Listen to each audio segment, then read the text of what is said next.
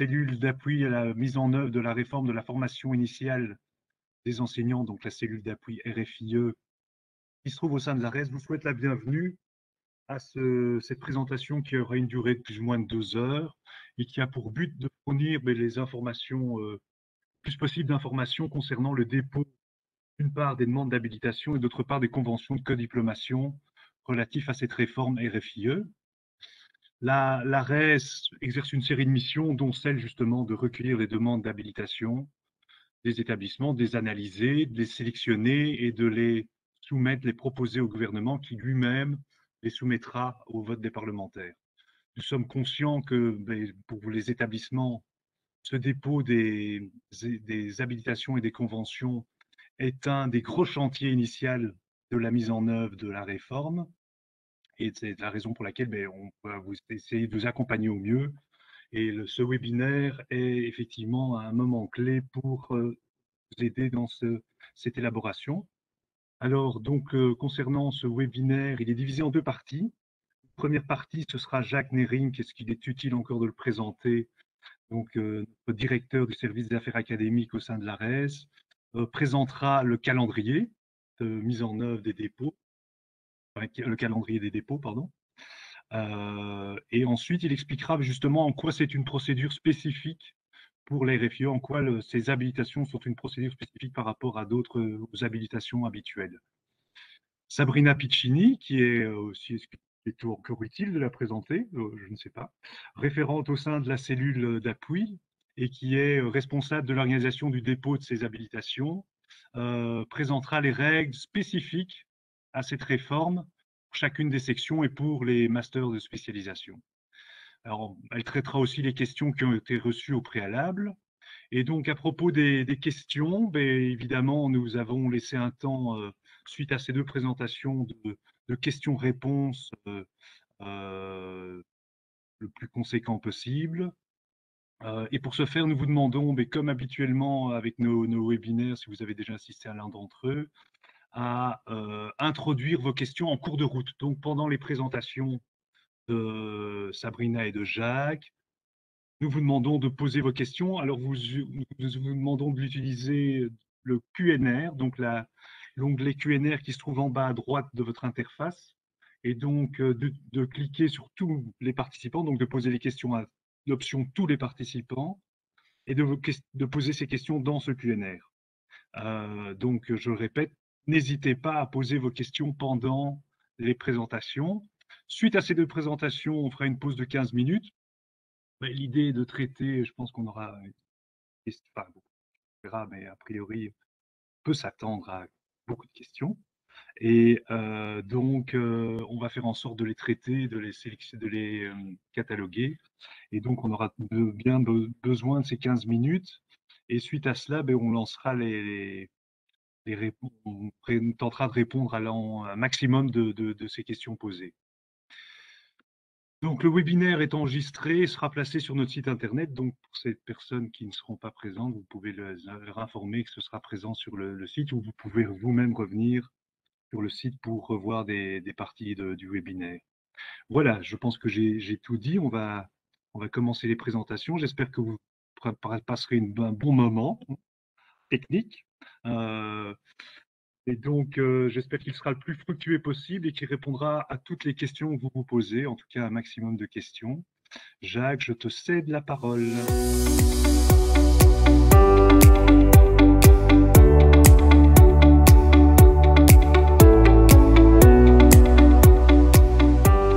Bonjour à tous. Et donc, on va démarrer donc pour la première partie de ce webinaire et de la présentation où je vais vous expliquer en quoi cette procédure d'habilitation est particulière et a été réalisée pour la formation initiale des enseignants. Alors, simplement, pour rappel, les habilitations sont finalement aussi liées au décret paysage. Donc, c'est peut-être important de rappeler la philosophie sous-jacente des habilitations dans le cadre du décret paysage. Et donc, le législateur a voulu une utilisation rationnelle de l'argent public. Vous savez aussi qu'il y a une régulation qui est prévue, hein. On peut déposer des demandes d'habilitation, mais il y a une sélection qui est effectuée. Cette procédure, on la veut la plus transparente et la plus équitable possible. C'est d'ailleurs pour ça que on n'a aucun souci à vous expliquer comment cela fonctionne. On sait bien que le législateur a voulu aussi, depuis Paysage, limiter la concurrence, mais surtout favoriser la collaboration par des co-organisations et des co-diplomations, et donc le développement de synergies, le développement de la mobilité étudiante entre formes d'enseignement et une offre d'enseignement consultable. La réforme de la formation initiale s'inscrit pleinement dans ces principes du décret paysage, et donc le décret paysage s'applique bien donc à celle-ci. C'est d'ailleurs pour ça que ce sont des codiplomations qui sont prévues dans le cadre de cette réforme. Alors, on pourrait aussi se poser la question, tiens, pourquoi passer par un décret pour définir des habilitations? Décret, on sait que ça prend un certain temps, hein, ça prend 5 à 6 mois pour être voté. Alors, le législateur a voulu une garantie législative forte, hein. C'est un texte de même valeur que les lois fédérales. C'est aussi une longue procédure, certes, mais qui dit longue procédure dit aussi contrôle relativement varié. Et c'est le Parlement qui a le dernier mot et qui adopte le texte de loi. Donc ça veut dire aussi que le législateur n'a pas voulu qu'on change, je dirais, tous les mois les habilitations. Le législateur aurait pu faire le choix de passer par des arrêtés du gouvernement qui, eux, prennent 3 mois, hein, pour être mis en œuvre. On ne change pas facilement un décret, et c'est pour ça qu'il faut aussi bien faire les choses, parce que tout changement prend pratiquement une année, hein, quand on le souhaite. Alors, pour les habilitations, l'ARES est un passage incontournable. Alors, pourquoi? Parce que le texte de paysage prévoit bien que toute nouvelle habilitation passe par un avis de l'ARES. Alors, on pourrait imaginer que le Parlement donne directement des habilitations, mais ce n'est pas ça qui est prévu. Alors, au sein de l'ARES, pour ceux qui connaissent un petit peu le système, il y a des procédures d'habilitation, entre guillemets, que j'ai qualifiées de standards. Autrement dit, eh bien, c'est en cours d'ailleurs maintenant. On demande aux établissements au mois de mars, tiens, quel nouveau cursus voulez-vous développer? Quelle nouvelle offre voulez-vous développer? Au mois d'octobre, ils déposent des dossiers d'habilitation et puis ces dossiers sont traités, filtrés.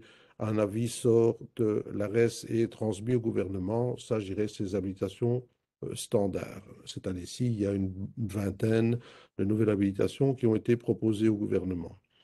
On a mis en place aussi une procédure d'habilitation simplifiée. Donc là, si un établissement qui a déjà une habilitation veut la faire évoluer, veut par exemple développer une nouvelle finalité spécialisée en master, veut passer d'un horaire de jour à un horaire décalé, par exemple, ou ouvrir une nouvelle option, eh bien, il le demande.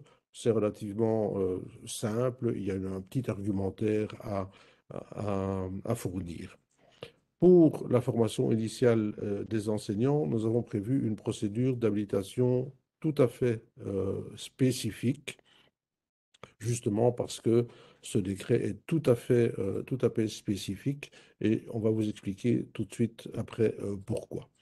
Alors, petite précision aussi qu'on a mis dans nos tabellés, hein, on sait bien qu'il y a des règles de régulation qui existent. L'article 88 pour le type court, par exemple, qui dit que si vous ne diplômez pas plus de 10 étudiants en moyenne les 5 dernières années, eh bien, vous devez fermer la formation, sauf exception dûment donnée par la RES. La formation initiale des enseignants n'est absolument pas concernée par ces règles-là, tout simplement parce que bien, de bacheliers de type court, ça va devenir des masters, donc ce n'est absolument plus dans le scope de cette régulation. Alors, la procédure spécifique à la formation initiale, le 14 décembre, euh, nous avons proposé, nous, l'administration, a proposé au conseil d'administration une procédure et un planning en vue de déterminer donc un avis, il faut un avis de l'ARES concernant les nouvelles habilitations à octroyer dans le cadre de la formation initiale.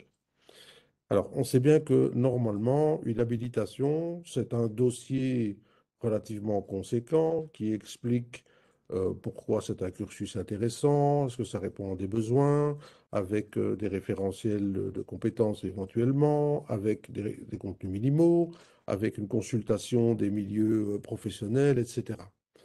Ça n'avait pas de sens de demander cela pour la formation initiale des enseignants. C'est pour ça, simplement parce que tous ces éléments-là, je dirais, n'ont pas lieu d'être dans le cadre qui est indiqué ici. Et donc, on a prévu une procédure en deux temps.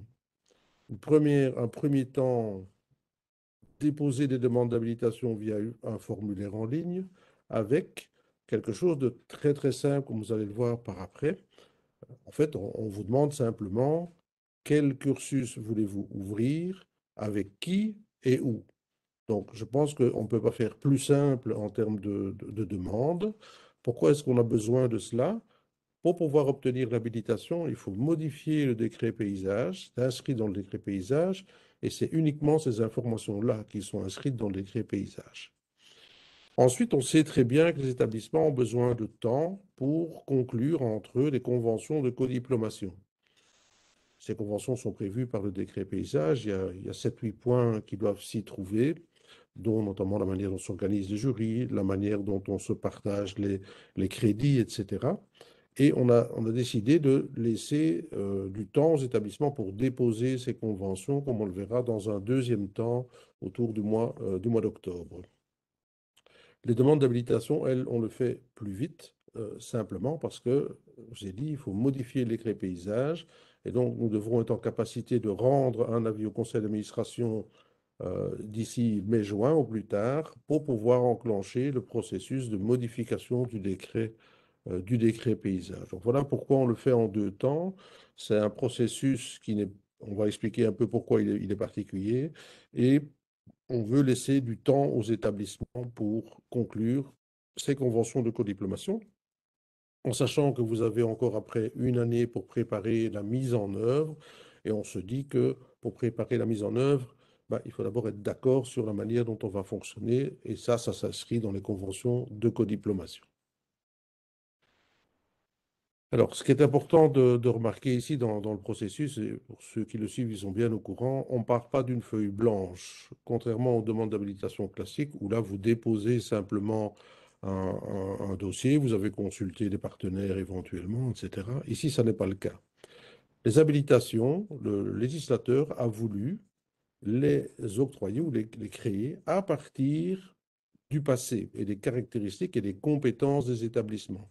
C'est ce mixte entre vous avez déjà des compétences et vous avez déjà des habilitations maintenant dans l'ancien système. Eh bien, pour venir dans le nouveau système, on va regarder si vous avez effectivement les compétences en interne, je traduis un certain nombre d'habilitations, ou des caractéristiques et des compétences propres qui vous permettent d'accéder donc à cela. Quelque part, Sabrina va vous l'expliquer bien en détail tout à l'heure, ce processus est un peu un processus de droit de tirage et de notariat. Euh, Vous avez une habilitation, vous avez le droit de demander de rentrer dans le nouveau système. Et donc, ce que vous allez faire maintenant, c'est octroyer, enfin, activer, pardon, ce droit. Et nous allons simplement vérifier que vous pouviez le faire. Voilà. Avec des partenaires que vous pouvez librement choisir, hein, comme on le verra tout à l'heure. Donc, c'est en ça que c'est un peu particulier. Euh, c'est le passé qui détermine finalement ici l'avenir. Alors, on avait rendu un premier avis, enfin, je dis on, l'ARES avait rendu un premier avis en 2019 avec l'ancien texte, le texte de février 2019. Euh, un avis avait été rendu. Alors, on a décidé de ne pas repartir de cet avis-là pour plusieurs raisons. D'abord, le texte a été quand même modifié, notamment les appariements dans la section 3, mais pas seulement. certains partenariats n'étaient pas possibles. Avec le nouveau texte, ils deviennent possibles. Et donc, de ce que nous savions, de ce qui se passait comme négociation sur le terrain, nous savions qu'à un moment donné, l'avis 2019, on aurait dû en barrer la moitié et en garder l'autre moitié. Et donc, on se serait certainement planté à un moment donné. Donc, on a préféré repartir d'une feuille blanche pour tout le monde, en sachant que ce qu'on va vous demander est très simple en termes de procédure administrative, hein. C'est nous donner un nom, un prénom de responsable, un nom de cursus, un lieu et des partenaires. Point. C'est tout ce qu'on demande pour chacun des cursus. Donc, on ne peut pas faire plus simple en termes de procédure administrative, me semble-t-il. Il faut évidemment être au clair sur le partenariat. Mais ça, à la limite, ça, c'est pas mon problème, c'est pas notre problème. Ça fait longtemps que c'est en route, donc on imagine que cela négocie sur le terrain. Donc c'est la raison pour laquelle l'avis 2019, c'est pour mémoire. Mais vous pouvez le mettre à la poubelle. Nous allons quand même le laisser sur le site internet. Alors, le calendrier. Calendrier, donc l'ouverture du dépôt des demandes d'habilitation le 25 avril 2022, la clôture le 25 mai 2022, donc il y a un mois pour remplir ce formulaire, ou ces formulaires plutôt, puisque formulaire par habilitation. Nous allons, nous, au niveau de l'administration, du 31 mai au 13 juin, vérifier. Alors, qu'allons-nous vérifier? Ben, c'est ce que Sabrina va vous expliquer après. Est-ce que vous pouviez demander cette habilitation? Est-ce que votre historique vous permet d'accéder à cette habilitation? On va juste vérifier cela.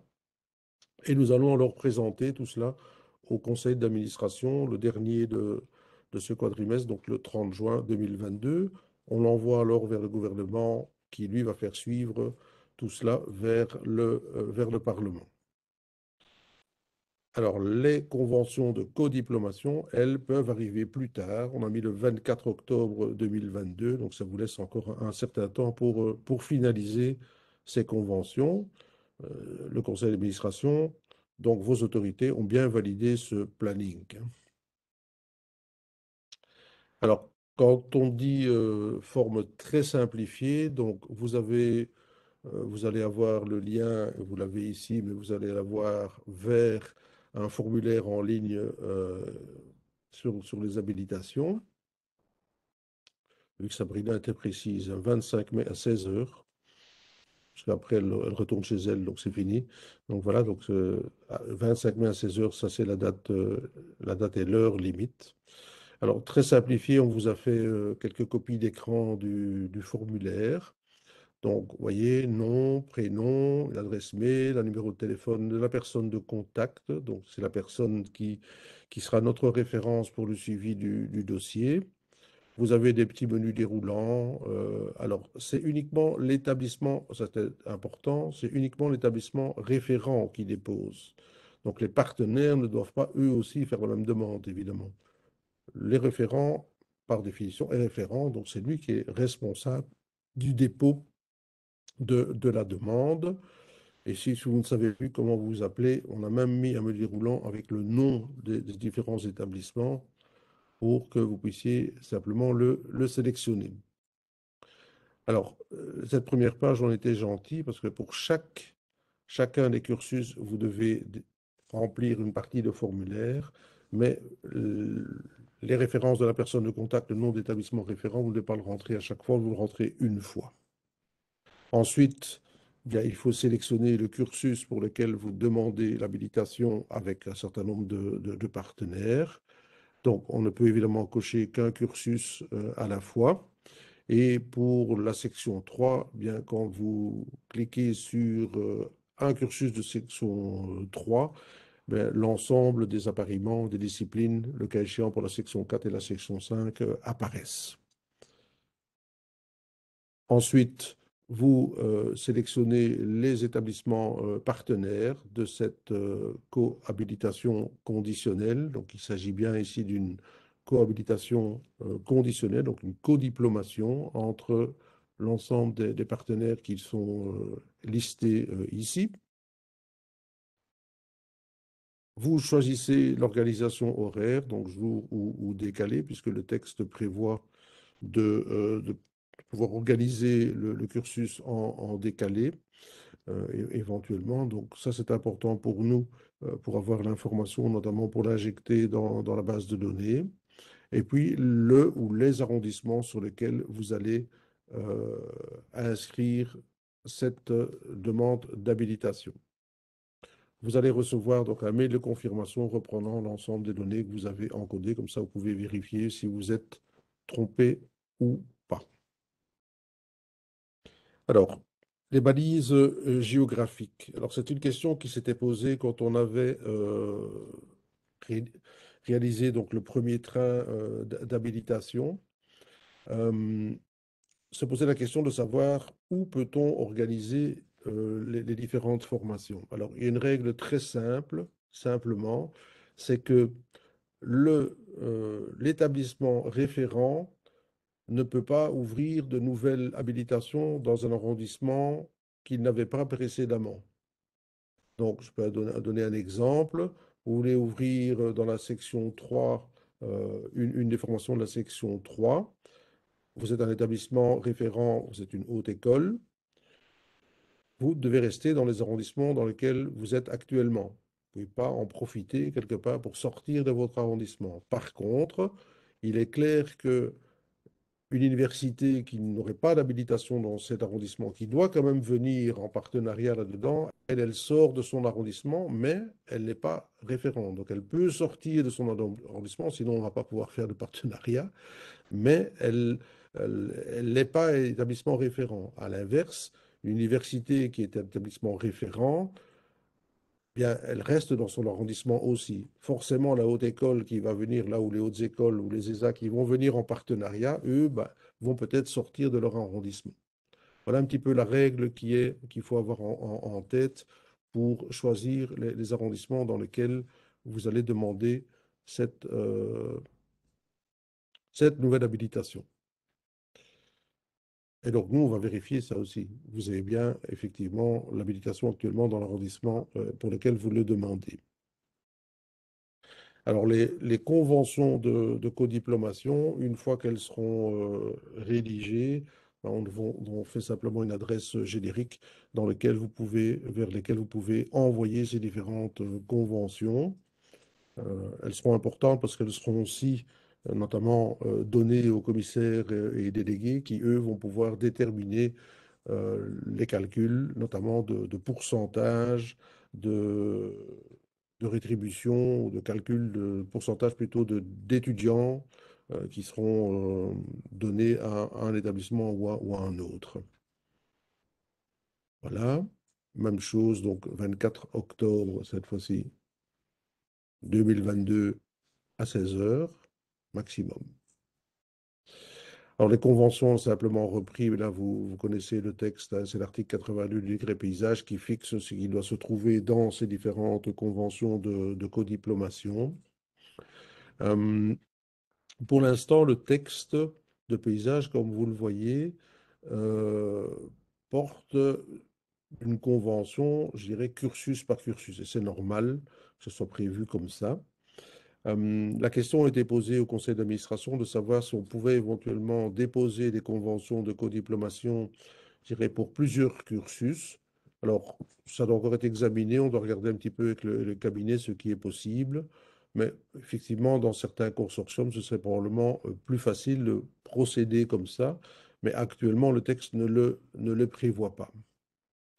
Si effectivement c'est partout, les mêmes conditions d'accès aux études, les modalités d'inscription sont toutes les mêmes au sein du consortium, on peut imaginer que ce soit plus simple. Donc ça, on verra. Et de nouveau, on est prêt à tout pour essayer de simplifier la vie des établissements, pour autant que l'outil dont vous devez disposer, la convention, correspond bien aux objectifs à atteindre. Alors, point d'attention, donc une règle générale auquel il faut faire très attention aussi. Dans le cadre de la codiplomation, et c'est l'exception culturelle qui est prévue pour la formation initiale des enseignants, normalement, le législateur a voulu que les partenaires interviennent dans une codiplomation, normalement pour au moins 15% des activités d'apprentissage. Pourquoi 15%? Ben, ça veut dire que ça limite à 6 partenariats 6 partenaires, ce qui est déjà pas mal, hein. Je crois que, à part le master de spécialisation en genre, je ne sais pas s'il y a d'autres co-diplomations avec 6 partenaires. Il n'y en a pas beaucoup en tout cas. Mais pour la formation initiale des enseignants, ça n'a pas été écrit comme ça. Il y a eu une modification qui a été introduite et les 15% sont à calculer par forme d'enseignement et pas par établissement. Donc voilà, donc ça ouvre encore la porte à plus de partenariats. Enfin voilà. Bon courage à vous si vous avez 7 ou 8 partenaires autour de la table pour organiser les choses. Alors, la co-organisation est permise par le décret paysage. Donc, co-organisation, on a remis ce que c'était. Donc, ça veut dire que l'établissement n'a pas l'habilitation, mais peut intervenir dans un programme, prêter quelque part des unités d'enseignement dans un programme. Donc ça n'est pas interdit évidemment par paysage. Donc certains nous ont déjà posé la question, est-ce qu'on peut faire de la co-organisation? Ben, pour moi, la réponse est oui. Ce n'est pas l'intention du législateur. Il a quand même prévu de la codiplomation avec l'assouplissement que j'ai indiqué juste avant. Bon, voilà. En tout cas, pour nous, nous n'avons pas besoin de cette information dans le formulaire de dépôt d'habilitation, puisque une co-organisation n'apparaît pas dans le décret paysage. Ce ne sont que les codiplomations qui sont mises. J'ai envie de caricaturer en disant une co-organisation, ça peut être aussi je prête ma salle de gym pour pouvoir organiser des cours d'éducation physique. Ça ne fait pas de vous un codiplômant. Voilà. Donc, forcément, ça n'est pas prévu. Vous intervenez pour quelques crédits dans une formation, c'est bien, mais le nom de votre institution n'apparaît pas sur le diplôme. Mais nous, on n'en a pas besoin dans le cas du formulaire de dépôt d'habilitation. Par contre, ça devrait apparaître dans la convention de codiplomation ou co-organisation, parce que là, effectivement, il y a peut-être des rétributions qui doivent se faire entre établissements, et donc ça doit apparaître à cet endroit-là, mais pas dans notre formulaire d'habilitation. Alors, on renvoie aussi vers le site Habilitation FIE des ressources. Vous avez là-bas 2 ressources qui peuvent vous être bien utiles à propos de conventions de codiplomation. Nous avons réalisé un aide-mémoire pour les conventions de codiplomation de façon générale, et donc il y a des modèles qui sont mis à votre disposition, et l'aide-mémoire, si vous le passez en revue, vous avez toutes les questions auxquelles vous devez faire attention, même les questions que vous n'êtes jamais posées en les relisant, vous allez les repasser en revue. Alors, pour toute demande à propos de la procédure spécifique, ben, vous pouvez renvoyer évidemment vers la cellule toutes les questions que vous avez, ou vous avez l'adresse générique qui était indiquée là-bas sur le slide.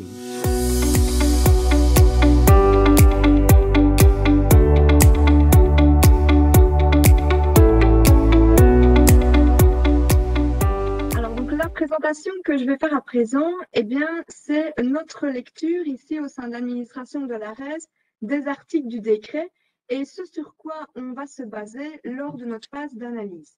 Donc ici, on ne va pas discuter, lors du webinaire et même, je vais dire par après, quand on répondra encore à des questions, on ne va pas discuter des choix que représente l'un ou l'autre de ces articles. L'idée, c'est simplement de parcourir ce qu'on a pu ressortir des articles qui concernent les habilitations et donc de vous donner le cadre avec lequel on réalisera notre analyse suite au dépôt de vos demandes. Aussi, vous dire que suite à ce webinaire, peut-être dans les semaines qui vont suivre, on va créer une foire aux questions sur notre site. Donc, c'est bien le site Cellule d'appui.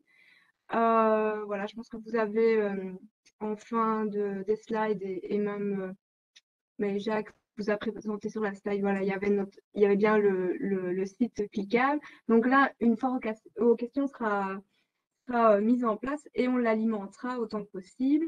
Et donc tout à l'heure, on va aussi bien recueillir vos questions, on essaiera de prendre le temps d'y répondre. Maintenant, peut-être que certaines questions demanderont simplement un temps complémentaire et donc voilà, si vous n'avez pas la réponse pendant le webinaire, eh bien, ne vous tracassez pas, ça viendra sans doute par après. Voilà, donc je vais faire un petit peu le lien avec Avec ce que Jacques vous a expliqué, donc, le processus d'habilitation, mais il est particulier pour la FIE parce que l'idée, c'est que donc on part de l'existant pour créer du nouveau. Et donc, en d'autres termes, c'est vraiment les habilitations intérieures qui déterminent les nouvelles potentielles habilitations. Et donc, notre travail, nous, ici, au sein de l'administration de l'arrêt, ça va être de vérifier que vos demandes, elles respectent bien les conditions établies par le décret FIE. Alors, donc là, on va entrer dans le vif du sujet et ce que je vais faire, c'est passer d'une section à l'autre pour vous bien mettre en évidence toutes les conditions. Bon, on s'est permis de mettre HEU, ESA. On pense que vous êtes suffisamment familier donc, avec ces acronymes. Voilà, ça permet aussi de réduire un petit peu le contenu des slides. Et donc, on va commencer avec le bachelier et le master en enseignement section 1. Alors, l'établissement référent au niveau de la forme, c'est une haute école et la condition, c'est d'avoir une habilitation pour le bachelier d'instituteur préscolaire. Alors, pour les établissements non référents, c'est au niveau de la forme une ou plusieurs universités et la condition, c'est d'avoir donc soit une habilitation pour le master en sciences de l'éducation, ou une habilitation pour un master portant sur une des composantes des disciplines de la section 3. Alors, on passe à la section 2. C'est très proche de la section 1, sauf que pour l'établissement référent, donc il y a toujours une haute école, et bien la condition, c'est d'avoir donc le bachelier d'instituteur primaire. Et pour les établissements non référents, mais ça ne change rien, c'est toujours une ou plusieurs universités et ce sont les mêmes conditions. Alors là, ça se complique un petit peu avec la section 3. D'ailleurs, elle fait, voilà, vous n'avez pas tous les appariements sur cette slide-ci, les autres viennent juste après. Alors, donc pour cette section, l'établissement référent est toujours une haute école. Et donc là, bien évidemment, ça dépend de l'appariement. Pour le premier, donc français et morale, la haute école doit avoir un AESI orientation français et morale. Pour le deuxième, français et religion, la haute école doit avoir l'habilitation pour l'AESI orientation français et religion. Pour le troisième, français et éducation à la philosophie et citoyenneté, donc EPC, c'est l'AESI orientation français et EPC.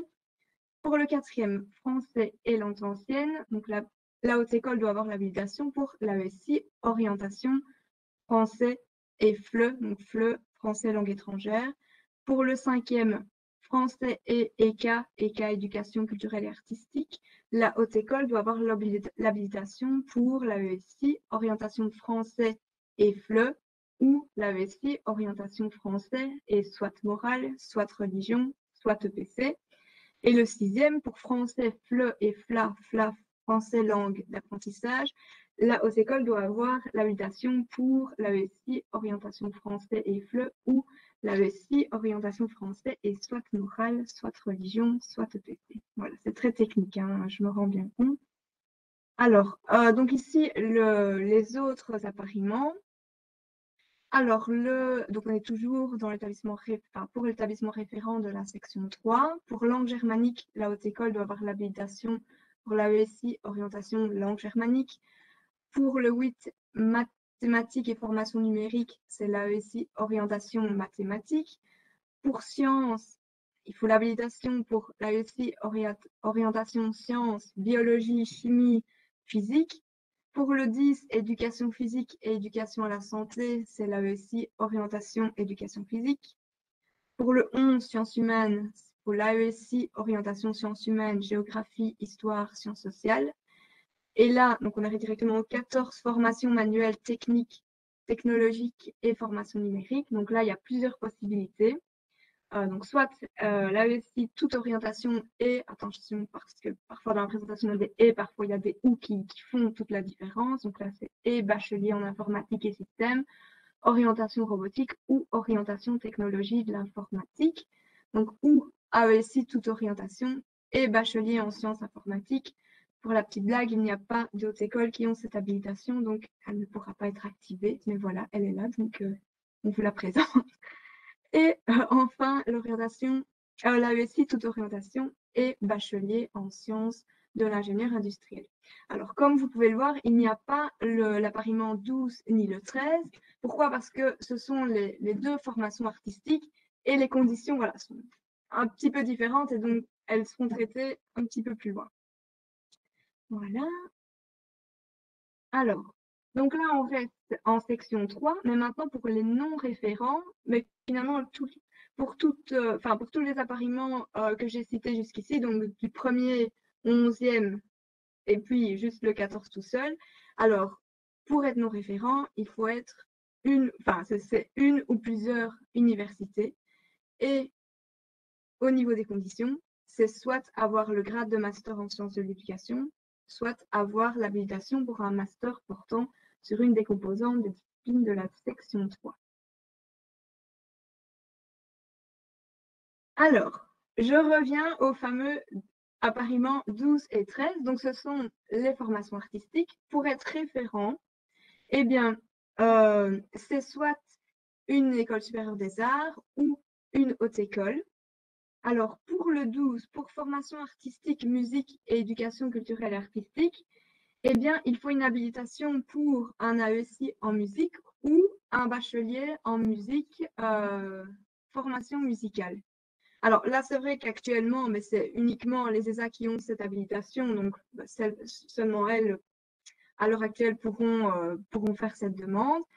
Et pour le 13e appariement, donc formation artistique, art plastique et éducation culturelle et artistique, donc le référent peut être toujours soit une ESA, soit une HE, et il faut l'habilitation pour un AESI orientation art plastique, mais en sachant qu'actuellement, seules les hautes écoles ont cette habilitation. Voilà, je continue. Alors, toujours par rapport à ces appariements 12 et 13 des formations artistiques. Pour les non-référents maintenant. Alors, quelques petites particularités. Au niveau de la forme, si l'établissement référent est une haute école, le non-référent peut être soit une ou plusieurs universités, attention c'est bien où, soit une ou plusieurs États. Si l'établissement référent est une école supérieure des arts, le non-référent peut être donc soit une ou plusieurs hautes écoles, soit une ou plusieurs universités. Au niveau de la condition, donc pour être non-référent, c'est soit d'avoir le grade de master en sciences de l'éducation, soit d'avoir l'habilitation pour un master portant sur une des composantes des disciplines de la section 3. Alors, on arrive maintenant à la section 4. Alors, la section 4, ben voilà, elle a des disciplines qui sont rappelées là dans les petits encadrés. Je ne vais pas toutes les citer, mais donc vous les avez là. La forme, donc pour être référent, c'est soit une université, soit une école supérieure des arts. Et la condition, c'est d'être habilité à organiser un grade académique en lien avec la composante discipline du master en enseignement section 4. Alors, à propos de la condition que je viens juste de vous lire, mais c'est vrai que, qui d'ailleurs concerne aussi la section 5, on la retrouvera un petit peu plus loin, mais c'est vrai qu'on se rend compte qu'en lisant l'article 27 du décret FIE, mais on se rend compte que c'est assez ardu à lire et à comprendre.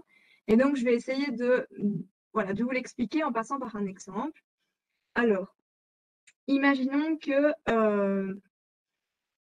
voilà, on s'intéresse à demander une habilitation pour un nouveau master en enseignement section 4 en chimie.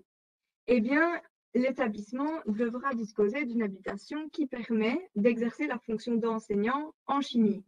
Et c'est vrai que le master en sciences chimiques, c'est le premier qui nous vient à l'esprit, mais il y en a d'autres. Et c'est le travail qu'on va faire, nous, ici, au sein de l'administration. C'est par rapport à ce que vous allez proposer, par rapport à vos demandes, eh bien, on vérifiera si ça rentre bien dans ce cadre et si on retrouve bien le lien qui est indiqué dans cette condition. Alors, toujours en section 4, les établissements non référents maintenant. Alors, donc ça dépend de la forme. Si l'établissement référent est une université, le non-référent peut être une ou plusieurs hautes écoles. Si l'établissement référent est une école supérieure des arts, le non-référent peut être une ou plusieurs universités et ou ici une ou plusieurs hautes écoles. Alors au niveau de la condition pour être non-référent, eh bien il n'y en a pas, c'est très facile. Donc voilà. j'avance. Et on arrive en master en enseignement section 5. Alors là, je vais juste me pencher pour commencer sur le cadre de codiplomation et vous dire que les disciplines sont les mêmes en section 4 qu'en section 5. Donc, on aurait pu copier-coller toutes ces petites disciplines, mais on les vous a pas mis parce que ce sont les mêmes. Alors, il ne sera pas possible de déposer des habilitations pour d'autres disciplines. On a bien conscience que ça fait débat et qu'il y a une volonté d'en rajouter, mais là, nous, on se base sur le décret et donc, on va utiliser le cadre actuel et il ne sera pas possible dans le formulaire d'ajouter d'autres disciplines. Ce seront simplement celles du décret. Alors, au niveau des formes, donc si l'établissement référent est une université, le nom référent peut être une ou plusieurs hautes écoles et ou une ou plusieurs ESA. Si l'établissement référent est une ESA, le nom référent peut être une ou plusieurs universités et ou une ou plusieurs hautes écoles. Et enfin, si l'établissement référent est une haute école, le nom référent peut être une ou plusieurs universités. Alors ça, ce n'est pas indiqué dans le décret, une ou plusieurs universités, mais on va dire qu'on l'a en avant-première par rapport au prochain fourre-tout qui va passer et qui insérera cet ajout. Et donc, voilà, ça, on pourra en prendre, en tenir compte dans notre phase d'analyse. Là, on continue. Alors, au niveau des conditions maintenant, pour le master en enseignement section 5. Alors, l'établissement référent doit avoir une habilitation pour un grade académique en lien avec la composante disciplinaire du master en enseignement section 5. C'est la même petite histoire que je vous ai expliquée avec l'exemple que je vous ai expliqué en section 4. Mais il y a une exception, donc si c'est une haute école qui est référente, alors la condition, c'est d'avoir une habilitation pour l'agrégation de l'enseignement secondaire supérieur. Au niveau des non-référents, il n'y a pas non plus de conditions particulières à avoir au niveau des habilitations antérieures. Alors, on passe maintenant au master de spécialisation. Alors, tout d'abord, le MSE, donc le master de spécialisation en enseignement. Alors, tout d'abord, vous dire que les conditions sont identiques pour le master de spécialisation en enseignement section 1 et 2 ou celui pour les sections 3, 4 et 5. Au niveau des formes, c'est toujours l'université qui est référente et les établissements non référents peuvent être une ou plusieurs hautes écoles et ou une ou plusieurs ESA. Alors, toujours à propos de ce MSE, pour être établissement référent, donc l'université doit avoir une des habilitations suivantes, donc master en sciences de l'éducation ou master en enseignement section 3, 4 ou 5. Et pour être non référent, il n'y a pas de conditions particulières. Alors, on passe maintenant au MSFE, le master de spécialisation en formation d'enseignants. Alors, vous allez le voir, c'est presque le même, c'est le même cadre de diplomation que pour le master de spécialisation en enseignement et les conditions sont presque identiques. Au niveau de la forme, donc c'est toujours l'université qui est référente. Et c'est vrai qu'à ce propos, on avait reçu une question. Certains nous disaient qu'à la lecture, voilà, ils avaient l'impression que ce n'était pas si clair, mais on a bien vérifié. Pour les masters de spécialisation, c'est toujours l'université qui est référente et le commentaire des articles d'ailleurs précise bien que c'était ça la volonté, donc pas de doute sur la question. Et au niveau donc, des établissements non référents, ils peuvent être donc soit une ou plusieurs hautes écoles et ou une ou plusieurs ESA.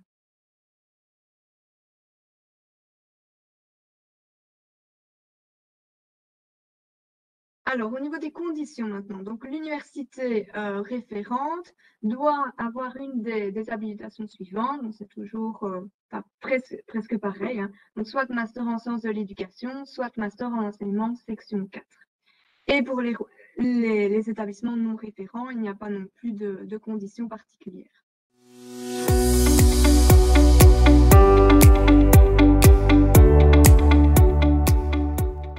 Voilà, nous allons reprendre cette deuxième partie de webinaire. Désolé pour le léger retard, mais nous devions un petit peu gérer les nombreuses questions et y répondre, prendre le temps d'y répondre. Voilà, je vais céder la parole tout de suite à Jacques, qui va répondre à une première série de questions. À toi, Jacques.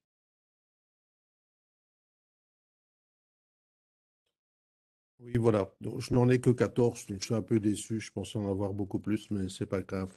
Alors, on va essayer d'un petit peu résumer les différentes questions. Donc, j'ai une première question qui recoupe en fait une série de demandes. Oui, Jacques, Euh, 2 secondes. donc, Peut-être, une première de... Oui, Jacques, il y a excuse-moi, Xavier qui lève la main, je ne sais pas pourquoi. préciser qu'on ne reprend plus de questions actuellement. On arrête ne posez plus de questions maintenant parce que c'est plus gérable. Donc voilà, pardon Jacques, tu peux continuer. Ok, très bien. Première série de questions à propos, donc, notamment, par exemple, euh, du fait qu'on demande maintenant d'organiser des programmes, mais est-on obligé de l'organiser comme le décret le prévoit? Ben, c'est un peu comme toute habilitation. Vous avez l'habilitation, vous n'êtes pas obligé de l'organiser, évidemment. Mais vous en faites pas, les concurrents, eux, vont pas se gêner de le mettre en route. Donc voilà, c'est à vous de voir un peu comment vous voulez gérer cela. Donc le demander et l'obtenir n'implique pas une obligation d'organisation, pour être clair par rapport à ça. Euh, alors, est-ce qu'il y aura un deuxième train d'habilitation pour les cursus de FIE après 2022? Euh, il a été décidé quand même d'acter maintenant toutes les possibilités. Vous vous rendez compte du nombre de possibilités. Il y a les habilitations classiques qui continuent. Donc, pour y voir clair, on demande vraiment à tous les établissements. Ça ne veut pas dire que vous n'avez pas eu le temps de réfléchir, étant donné le, le long accouchement de ce décret, et donc de se positionner maintenant. L'ensemble des établissements sont invités à se positionner maintenant. On aurait pu effectivement dire, ben, on va le faire plus tard pour les cursus qui vont s'ouvrir plus tard. Non, on veut avoir la clarté sur l'offre d'enseignement ici et maintenant et dans un temps relativement court, certes, mais ça doit être fait maintenant. Alors, il y a plusieurs questions à propos de conventions. Je pense déjà avoir en partie répondu à la question.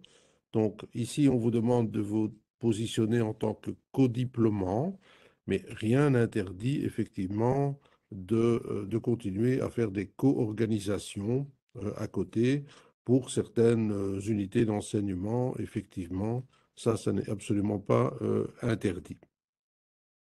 Alors, une autre question à propos des établissements référents. Donc, il y a bien un établissement référent qui est une forme d'enseignement et il ne peut pas inclure dans la codiplomation un autre établissement de la même forme.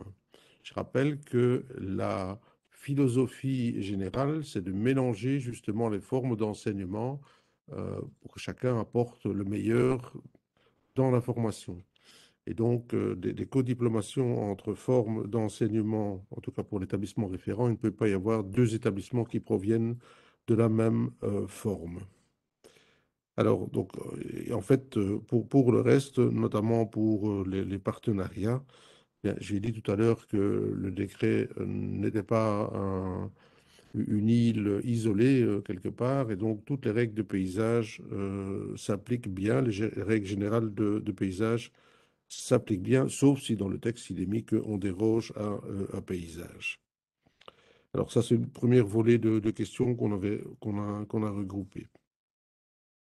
Alors, précision à propos de l'ECA, donc les ESA compétents pour dispenser ces formations ne peuvent faire l'objet de codiplomation avec les hautes écoles qui sont obligées de codiplômer avec les universités.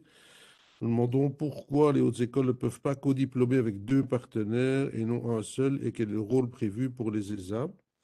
Alors, de nouveau, il est possible de prévoir une co-organisation en plus de la codiplomation pour régler ce genre de questions.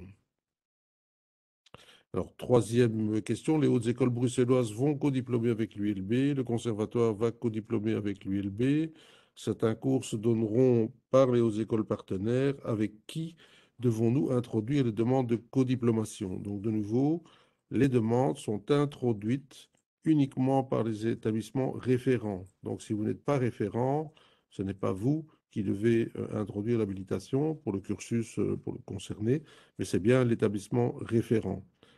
Il doit, lui, indiquer les partenaires qui interviennent dans les cours concernés par le grade auquel la demande d'habilitation est liée. Donc, c'est bien le référent qui est toujours le porteur de la demande. Alors, une quatrième question, je pense y avoir déjà en partie répondu. Donc, les procédures de régulation basées sur le nombre de diplômés reviendront-elles actives à partir de quand? Mais la formation initiale, maintenant, devient du type long. L'article 88, paragraphe 2, ne concerne que le type court.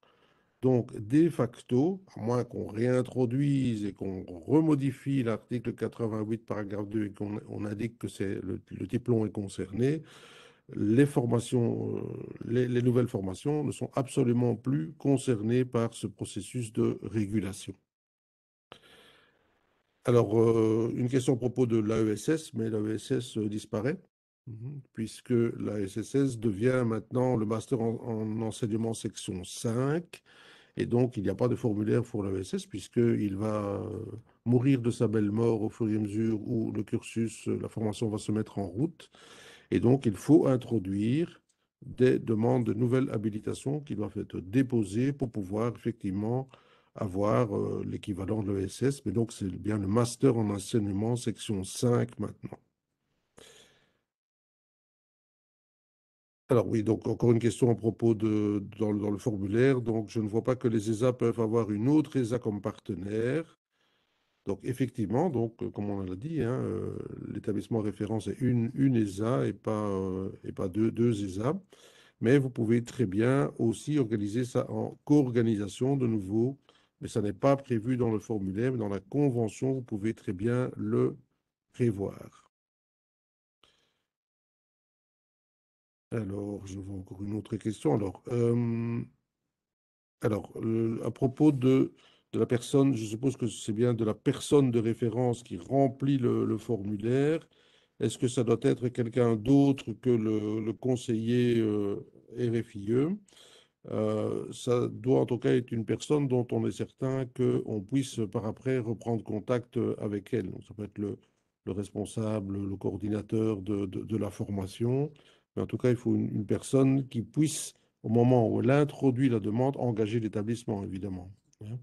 C'est quelqu'un qui est délégué par l'établissement pour pouvoir déposer la demande.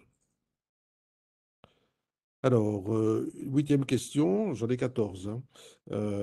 Est-il autorisé d'ouvrir des accords de codiplomation à géométrie variable en fonction des lieux de formation pour un même cursus? Alors, si la question est, par exemple, puis-je demander en tant que référent de codiplomer avec des partenaires différents pour un même cursus sur deux arrondissements différents, c'est évidemment possible. Mais dans ce cas, il faut déposer évidemment deux demandes d'habilitation différentes. Donc, c'est tout à fait possible de faire des accords de codiplomation en fonction des arrondissements avec des partenaires différents. Alors, l'article 77 bis N, mais apparemment, d'après nous, c'est plutôt le 77 bis O. Est-on bien d'accord que les deux habilitations dont on doit disposer sont sur le même arrondissement? Alors, notre interprétation, c'est que c'est non. L'arrondissement sur lequel l'établissement est habilité, c'est celui où il possède l'AESI. Pour cet appariement un peu particulier qui est arrivé, où il y a eu pas mal de discussions là-dessus, le législateur a simplement voulu veiller à ce que l'établissement ait les compétences en interne, notamment les compétences techniques, hein, puisque c'est bien le bachelier en sciences de l'ingénieur industriel et je ne sais plus quel autre en informatique et système, etc., qui sont présents. Et si vous mettez en plus la condition d'être sur l'arrondissement, vous allez coincer complètement. Donc, pour nous, c'est l'arrondissement de l'AESI qui compte et il faut que la haute école possède quelque part ailleurs les compétences. Mais de nouveau, la règle qui prévaut, c'est aviez-vous une habilitation dans le domaine pédagogique, dans un arrondissement? Oui, ok, très bien, vous pouvez ouvrir dans cet arrondissement. Et il faut une deuxième condition, la haute école doit posséder quelque part un bachelier dans le domaine technique tel que listé. Alors, la question 10 ben, est du même tonneau, puisque une haute école possédant une habilitation pour dispenser le cursus de bachelier ingénieur industriel sur un arrondissement X pourrait-elle ouvrir la formation manuelle, technologique, etc. sur un arrondissement Y pour lequel elle possède une habilitation pour un ESI? Ben, la réponse est oui, à l'endroit où vous avez l'AESI. Alors, concernant la remarque que j'ai faite sur l'arrondissement des référents, cela veut dire qu'il ne peut y avoir des MSE et MSFE que dans les arrondissements des universités référentes. Oui, donc c'est bien l'université, l'endroit où l'université avait l'habilitation qui ouvre le droit et donc l'université reste, comme elle est référente, dans son arrondissement. Donc c'est bien dommage. Moi, je trouve dommage que je ne puisse pas avoir ça à tourner. Eh bien, non, ni à tourner, ni à Virton, si c'était ça la question. Donc l'objectif n'est pas de démultiplier à tout craint les habilitations un peu partout. Alors, toutes les conventions sont à remettre pour le octobre 22, même pour des programmes qui démarrent en 26 et après. La réponse est oui, parce que simplement la condition pour obtenir l'habilitation, même si nous l'avons découpé en deux, c'est non seulement de le demander, de déposer un dossier, et dans le dossier, il doit y avoir la convention de codiplomation. Alors, vous allez me dire, c'est embêtant, si de toute façon, on ne va pas l'ouvrir avant 2026, certes, mais les conventions de codiplomation peuvent très bien aussi être modifiées et changées le cas échéant d'ici là. Mais c'est une des conditions nécessaires pour pouvoir demander l'habilitation. Alors, je suis à la 13e question, j'arrive au bout de mes questions. Sabrina piaffe d'impatience. Alors, si on inclut plusieurs établissements partenaires à la demande de cohabilitation et qu'il est finalement décidé que l'un d'entre eux ne participera pas, la cohabilitation reste valable. Autrement dit, les autres partenaires peuvent bien organiser le programme. Mais la réponse est non. Donc, c'est une cohabilitation conditionnelle. Donc, je crois que tous les mots sont importants. Et donc, le législateur entend bien que tous ceux qui apparaissent sur le diplôme, tous les partenaires, sont bien intervenus.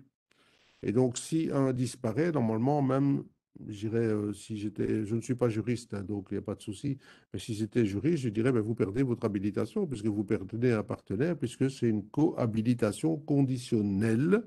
Donc, c'est bien le cas. Donc, c'est pour ça qu'il faut bien réfléchir au partenariat avant de vous lancer et de mettre 8 partenaires autour de la table.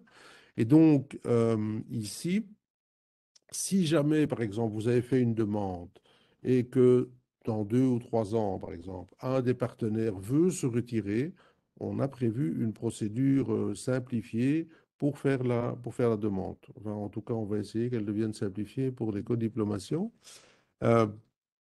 Donc là, à ce moment-là, il faut en refaire la demande, parce que forcément, sinon, vous risquez de délivrer tout simplement, pour vous faire peur un petit peu, des faux diplômes. Si un partenaire est inscrit sur un diplôme et en réalité il n'est jamais intervenu, voilà. Donc réfléchissez bien évidemment au partenariat. On sait bien que c'est un élément clé, mais voilà. Alors, là, je vais vous lire. Merci pour la présentation, donc ça je le prends. Est-ce qu'il y a plus d'informations sur le master en gestion d'établissements scolaires? Alors, ce master qui pose en tout cas pas mal de questions a fait l'objet encore de remarques lors du conseil d'administration. Une demande de clarification a été envoyée au cabinet de la ministre sur le statut de ce master.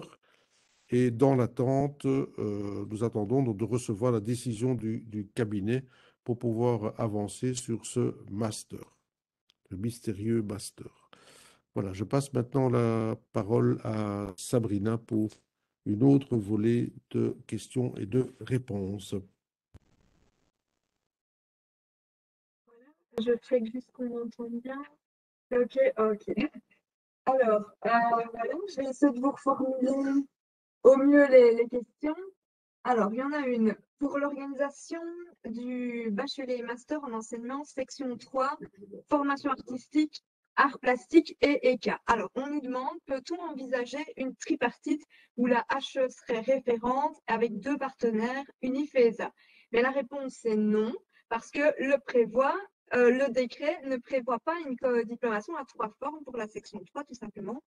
Donc, pour les non-références, si la haute école est référente, c'est une ou plusieurs universités ou, c'est toute la différence, hein, des ou des et là c'est ou, une ou plusieurs ESA. Alors, toujours une question par rapport aux ESA. Si les hautes écoles, non pardon, donc toujours pour les ESA, les hautes écoles et les universités nous proposent des cours qui seront donnés chez leurs partenaires.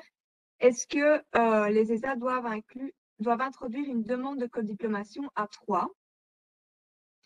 Et donc, mais notre réponse est que pour les sections 4 et 5, eh bien, il peut y avoir des codiplomations à trois formes, mais pour les sections 1 à 3, eh bien, ce n'est pas possible. Et donc, là, encore une fois, je vous invite à vous référer aux co-conditions qui ont été présentées et de bien distinguer les ou et les et qui font toute la différence. Alors, une question par rapport à la section 5. On nous dit une ESA référente doit codiplômer avec une ou plusieurs universités ou haute école. Et on nous dit, donc la formulation de l'article 31 interdit-elle de rajouter une autre ESA comme partenaire en plus du ou des partenaires obligatoires? Alors, notre réponse, c'est que si une ESA est référente, elle sera la seule ESA de la codiplomation. Ça, voilà, la règle est assez claire à ce niveau-là. Mais par contre, rien n'empêche la co-organisation. Alors, on nous dit, pour une habilitation en section 4 dont le référent est une université, est-ce qu'une autre université une autre université ne peut être non référente? Donc, là, pour récapituler, si une université est référente, ben, elle sera la seule université de la codiplomation. Et, encore une fois, rien n'empêche la co-organisation. Alors enfin, une question par rapport à l'organisation donc au niveau de la section 3 de l'appariement art plastique et cas. Donc, si la question c'est si la HE est référente, est-ce qu'elle peut codiplômer avec une université et une école supérieure des arts? Ils nous disent que cela n'a pas été prévu dans le texte. Eh bien, en effet, donc ce n'était pas prévu dans le texte, et donc c'est tout simplement pas possible. Si la haute école est référente, elle doit, le non-référent sera soit une ou plusieurs universités, soit une ou plusieurs écoles supérieures des arts. Voilà, mais écoutez, il y a certainement des questions, hein, comme je vous disais tout à l'heure, qu'on a mis un petit peu de côté parce que là, comme ça, dans le feu de l'action, c'était un petit peu compliqué d'y répondre et voilà, on ne voudrait pas donner de mauvaises indications. Mais en tout cas, on reviendra dessus, on créera cette foire aux questions et voilà, on prendra le temps qu'il faut pour vous répondre. Mais Merci Sabrina. Merci Sabrina, merci Jacques, merci pour cet exercice de haute voltige, d'avoir répondu comme ça très rapidement à ces différentes questions. Merci aux participants d'avoir posé toutes ces questions, en espérant que voilà, les clarifications sont bien là maintenant. N'oubliez pas les 2 dates clés, l'ouverture des dépôts de candidatures pour des habilitations le 25 avril 2022 et le 25 mai, la fermeture. Donc, nous vous enverrons évidemment le formulaire de candidature, de dépôt. N'oubliez pas aussi que l'enregistrement de ce webinaire on le mettra sur le site des cellules d'appui, donc on vous enverra un mail avec ces informations. Et je voulais remercier particulièrement ici des personnes qui ont travaillé dans l'ombre, mais leur travail a été très précieux. Cathy Botson et Laurent Lepère pour la gestion du webinaire, pour l'aide aux réponses aux différentes questions. Nous les remercions vivement. Voilà, et donc un prochain événement aura lieu le 6 mai dans l'après-midi, une présentation du dernier référentiel, un webinaire sur une présentation du dernier référentiel du tronc commun, donc en formation historique, géographique, économique et sociale, donc le 6 mai 2022 dans l'après-midi. Les invitations ont déjà été lancées. Bonne chance dans la préparation de vos dépôts d'habilitation et n'hésitez pas à revenir vers nous si vous avez des questions. À très bientôt, bonne fin d'après-midi.